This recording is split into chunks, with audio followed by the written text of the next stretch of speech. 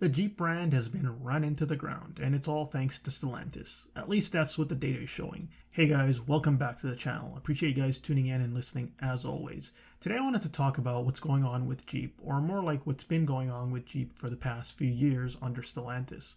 Now, it's not a big secret that Stellantis has been a nightmare for all of its North American brands, but the biggest loser, I believe, is Jeep. Looking at the numbers with dealerships and inventory levels, things have been at a downward projection for some time now. Now, to be fair, the numbers seem to have been slightly getting better over the past few months, but it's sad when you think of such a great icon being reduced to a bottom feeder brand trying to crawl its way up from the gutter. According to this article by Car Auto News, in 2018, Jeep sold 970,000 vehicles, or over 970,000 vehicles in the United States, and more than a million in North America.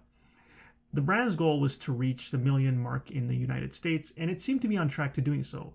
Since then, however, it's been on a one-way ride downhill. In 2024, the company recorded its sixth consecutive year of declining sales, with sales falling by 9% to 587,000, or a little over 587,000 units. That's a significant drop from the 642,924 units sold in 2023. That is a sad decline, but not a surprising one. And of course, we all know why this was. Prices, prices, and prices. Under CEO Carlos Tavares, Jeep has increased prices ridiculously, more than any other automaker during the pandemic. According to CarEdge, over the course of 5 years, between 2018 and 2023, the average transaction price of Jeep went from around $33,000 to a little over $54,000. That is insane. That's a 61% increase, by the way. Now, to get an increase by that much, it's not a matter of just taking advantage of pandemic shortages, and I'm sure that played a part of it, but Jeep also got rid of its cheaper options like the Renegade and introduced more expensive units like the Wagoneer, and also increased MSRPs across the boards, particularly on the more popular items. Basically, Stellantis tried to maximize profits everywhere. They cut workers, reduced hours, and went for cheaper materials, the whole 9 yards. Now, the biggest problem with Stellantis and its pricing strategy, specifically with Jeep, was that it completely ignored the realities of the market. In those 5 years, Stellantis and its dealers continued to increase prices, but their sales kept going down year after year. Their market share was going down too. There were all these signs of trouble. It just seemed like Stellantis was either too incompetent or too greedy to change course. I just don't understand how a company can operate like that, just ignoring all the metrics that would act as indicators or feedback.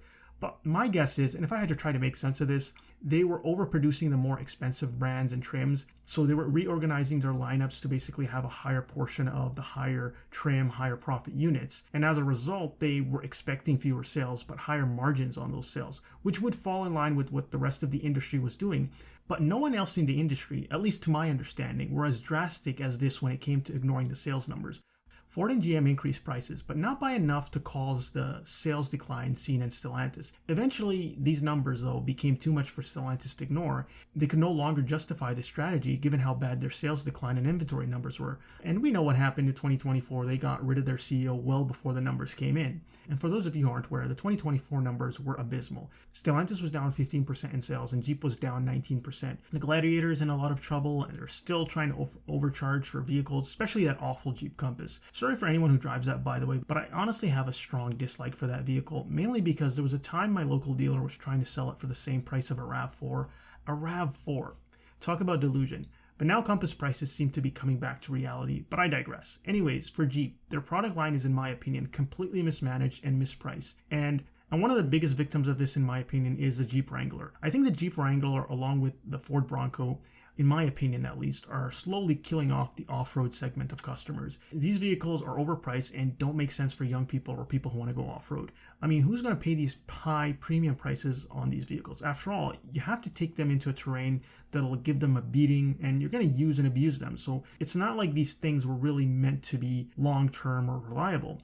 Especially given the fact that nowadays, there's a lot of cost cutting going on, especially with companies like Stellantis. And so these vehicles are even less reliable than they were before. And they're not cheap. So I don't understand that. You're not cheap, you're not reliable, And this is the biggest issue with off-road models like the Bronco and the Wrangler. These automakers seem to not understand or care about the demographic of the customers. It seems like they try to strategize on the more affluent segment of the demographic and hope they capitalize on that, which is misguided in my opinion. Anyways, Jeep is currently at 128 days of supply according to Cox Automotive. This is after the 7th year in a row where their sales declined. And like I said, it went down by 9% last year. And the sad thing is, these numbers are an actual improvement to where they were midway through last year. At some points, they had a day supply of over 150 and were projected to have sales declines by 17%. So they've actually turned things around, like with the aggressive rebates and discounts. This is why I say they are improving, as bad as the numbers are. Now, will they fully turn things around? I'll be honest, I don't think they can while Stellantis still owns them. I think Stellantis still doesn't understand the brand or the market, nor are they trying to. If they did, I think Tim Kuniskis would have taken the CEO position, but the fact that he turned it down, to me shows that he understands that things are not going to change, at least in the short run. My guess is Tim knows that the same people who backed former CEO Carlos Tavares as he was running the company to the ground are still there, and he's not going to be able to do what he needs to turn things around. So I just don't believe Jeep can have success under Stellantis.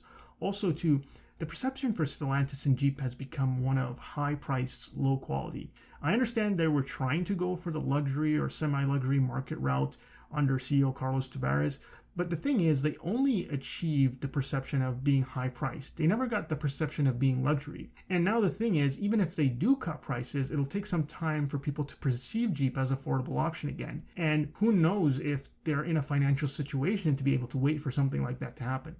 But anyways, let me know what you guys think about this in the comment section below. As always, the link to the articles is in the description. And if you like this, please click like and subscribe. I'll see you guys in the next one.